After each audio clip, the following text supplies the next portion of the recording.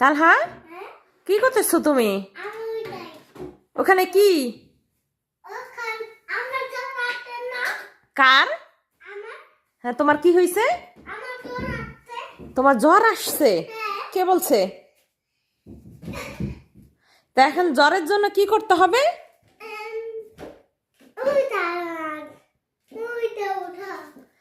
জ্বরের জন্য থার্মোমিটার নামাইতে হবে, থার্মোমিটার নামাইয়া জ্বর মাপতে হবে। তো সে থার্মোমিটার মানে লাগুর পাইতেছে না নামানোর জন্য। দেখেন, ঘর ঝাড়ু দেওয়া ঝাড়ু নিয়ে আসছে, চেয়ার নিয়ে আসছে, সে থার্মোমিটার নামাইয়া জ্বর মাপবে। ওর জন্য দেখেন কত উপরে রাখতে হয় আমার এক এক জিনিস। দেখি তো। হ্যাঁ দেখো এখন।